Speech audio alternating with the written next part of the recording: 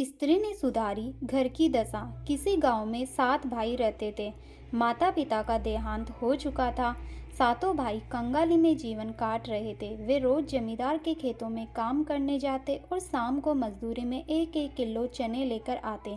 घर आकर वे चने सेकते और खाकर सो जाते। गांव के मंदिर के पंडित जी से उनकी दशा देखी ना गई। उन्होंने एक दिन बड़े भाई से कहा कि तुम्हारा विवाह तो हो चुका है, बहू का गोना क्यों नहीं करा लाते। भाई ने कहा कि पंडित जी, खुद के खाने के तो ठिकाने नहीं है, उसे कहाँ से खिलाएंगे। पंडित जी ने कहा, बेटा, स्त्री के हाथ में पुरुष का भाग्य होता है, क्या पता उसके पैर पड़ते ही तुम्हारे दिन भी फिर जाए। पंडित जी की बात पर सातों भाइयों ने विचार विमर्श किया और दूसरे दिन बड़ा भाई अपनी पत्नी को लेकर आ गया। पत्नी को कोठरी में छोड़ वह जमींदार के यहाँ काम करने चला गया। नई नवेली पत्नी ने घर की दशा देखी।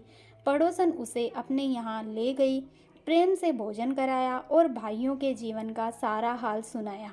वापस आकर नई बहू ने झाड़ू उठाई और पूरा घर साफ सुथरा कर दिया। शाम को जब भाई चने लेकर लौटे तो बहू सब चने लेकर पड़ोसन के घर चली गई। वहाँ आधे चने बेचकर उसने तेल, मसाले और गुड़ ले लिया। वहीं चक्की में चने पीस लिए और घंटे भर में रोटी, चने की दाल और गुड़ की पत्तल सातों भाइयों के सामने परोस दी।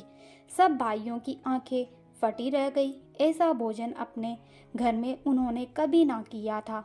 दूसरे दिन भाई काम पर चले तो भाभी ने सबको रात की बची एक एक रोटी नाश्ते में परोसी। जीवन में पहली बार वे नाश्ता करके घर से निकले।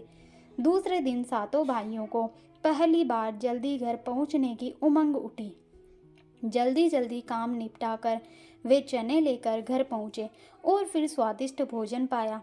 आज बहू ने अनाज रखने के कहीं कोठे भी बना लिए थे और सभी भाइयों से कहा कि रोज मजदूरी में अनाज बदल बदल कर लाएं। देखते ही देखते घर हर तरह के अनाजों से भर गया। अब अतिरिक्त अनाज बेचकर नए बर्तन और बारी बारी से सबके नए कपड़े भी आ गए। 2 महीने के अंदर सारे घर की दशा बदल गई।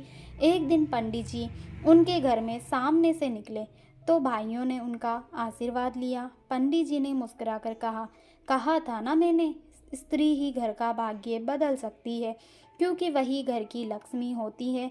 सभी भाइयों ने हाथ जोड़ लिए और कहा कि आपने और इस लक्ष्मी बहू ने हमारा जीवन बदल दिया।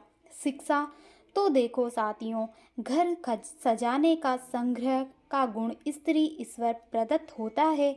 स्त्री जहाँ जाती है वहाँ बसाहट लाती है, सजावट लाती है और लाती है जीवन की सारी खुशियाँ। इसलिए अपने घर की स्त्री का सम्मान करें, क्योंकि वही होती है आपके जीवन का घर का आधार। तो दोस्तों, कैसी लगी आपको हमारी ये छोटी सी कहानी पसंद आए तो वीडियो को लाइक, शेयर और चैनल को सब्सक्राइब जरूर करें।